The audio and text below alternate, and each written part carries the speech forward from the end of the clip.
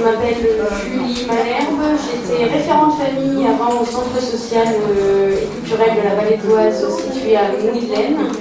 Je suis aujourd'hui directrice d'un centre social basé en Côte d'Or, à Pouilly en Auxois, et j'ai été invitée à animer cette table ronde autour de la question du vieillissement de la population et plus particulièrement autour de la nouvelle loi, de l'adaptation à la société au vieillissement. Donc, je voudrais vous présenter d'abord les contours de cette loi et ensuite je passerai la parole aux bénévoles des centres sociaux 56 mois. Donc, il y a Guy qui est bénévole au centre social de Saint-Martin, Christiane et Monique qui sont bénévoles au centre social Europe et Daniel qui est bénévole au centre social de Mouylaine.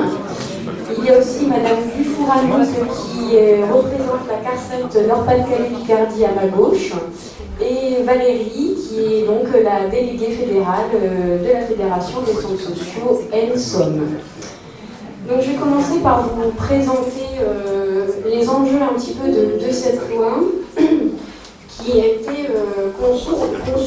autour de trois principes fondateurs de cette loi. Donc, le premier principe tourne autour de l'anticipation de la perte d'autonomie,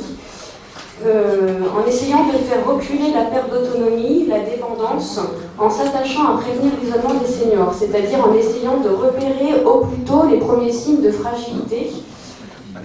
Ensuite, le deuxième principe est celui de l'adaptation à la société au vieillissement, c'est-à-dire en repensant un petit peu les politiques publiques, en particulier du coup celles liées au logement, au transport et à l'urbanisme, puisque quand on parle du vieillissement de la population, on fait aussi appel aux questions de logement, aux questions de transport et d'urbanisme, et donc du coup d'essayer d'avoir un regard un peu plus transversal. Et le troisième principe est celui de l'accompagnement à cette perte d'autonomie, en soutenant et en revalorisant l'APA. Donc l'APA est l'allocation personnalisée d'autonomie, qui est l'une des mesures phares de cette loi, où il s'agit de répondre à l'une des principales préoccupations des personnes âgées qui souhaitent vieillir à domicile, dans de bonnes conditions et avec un accompagnement adapté à leurs besoins. Donc on passe donc vraiment d'une logique d'aide sociale à une logique de prestation universelle et de plan d'aide globale à travers ce renforcement et de l'accompagnement à domicile à travers ce renforcement de l'APA. Il y a aussi cette envie de poursuivre la professionnalisation des services à travers une refondation, c'est-à-dire à travers la valorisation des professionnels du grand âge. Toutes les personnes qui travaillent à domicile auprès des personnes âgées, la loi envisage du coup de revaloriser les salaires des aides à domicile et de développer des services polyvalents d'aide et de soins à domicile. Et enfin, il y a le troisième volet auprès des aidants, c'est-à-dire de soutenir les aidants. La loi prévoit la reconnaissance du statut proche aidant avec la création d'un droit au répit qui donnera à l'aidant les moyens du repos. Les aidants sont les aidants auprès des personnes âgées sont parfois très sollicités et se retrouvent aussi fatigués par rapport à ça. Donc du coup, le montant de l'aide pourra être augmenté en cas de nécessité passagère ou en cas d'hospitalisation. Voilà les trois gros principes fondateurs de cette loi. Elle s'attache aussi, cette loi, à mobiliser toute la société en réaffirmant du coup la mobilisation de tous les secteurs et acteurs associatifs, acteurs collectivités locales ou même entreprises, dans une approche un peu plus préventive et globale. Donc cet enjeu, c'est aussi pour porter un nouveau regard, porter un autre regard sur la vieillesse aujourd'hui, qui semble assez nécessaire aujourd'hui, et dans le cadre de cette loi, elle s'attache aussi du coup à accompagner dans ce sens les personnes dans leur parcours de vie, en privilégiant du coup toujours ce maintien à domicile via cette revalorisation de l'APA. Et enfin, elle s'attache en dernier lieu à respecter les droits et libertés des personnes âgées en renforçant leur participation à travers différentes instances et en apportant plus de justice et de protection aux personnes âgées fragilisées, avec une meilleure couverture des besoins, avec une participation financière réduite du coup pour les usagers qui font appel à des aides à domicile, avec un soutien renforcé du coup aux personnes dites les plus dépendantes, c'est-à-dire les personnes qui relèvent d'un GIR 1 à 4, et avec la suppression de tout reste à charge pour les bénéficiaires de l'allocation personnalisée de solidarité aux personnes âgées. Donc il y a un gros effort financier par rapport à cette loi qui est fait en essayant de soulager justement toute personne proche de personnes âgées un peu plus dépendantes.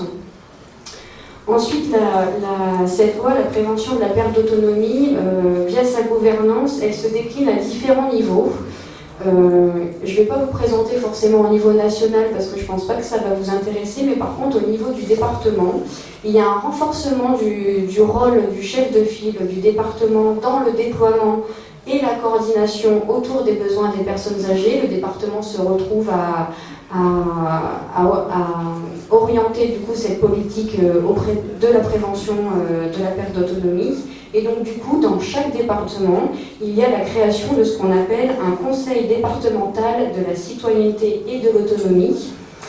qui a été conçu du coup, dans le cadre de cette loi comme un lieu d'association et de participation des usagers, donc du coup des personnes âgées et des personnes handicapées,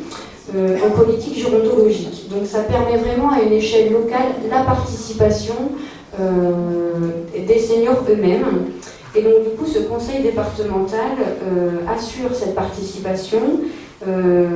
et élabore du coup et met en œuvre surtout des politiques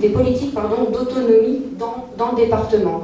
Donc dans chaque département, ici dans le département de l'Aisne, il existe du coup ce conseil départemental de la citoyenneté et de l'autonomie.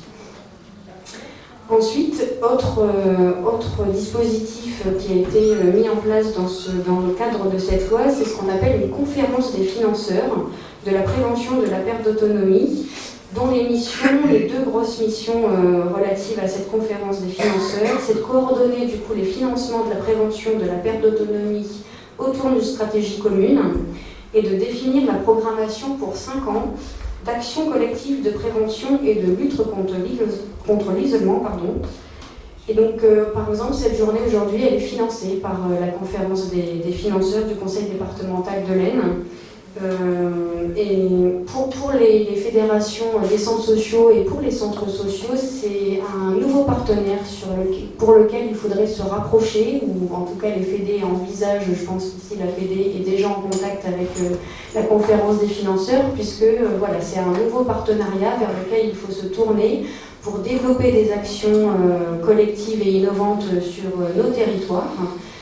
Et donc ça, c'est une des nouveautés de cette loi qui nous amène à réfléchir à de nouveaux partenaires, puisque aussi on pourrait parler des nouvelles résidences qu'on appelle les résidences autonomie maintenant, ou ça peut être aussi des nouveaux partenaires pour les centres sociaux pour favoriser le lien intergénérationnel. Donc voilà, cette loi engendre beaucoup de nouveaux interlocuteurs, beaucoup de nouveaux dispositifs et puis d'opportunités pour les centres sociaux. Mais c'est surtout, elle permet une réelle participation et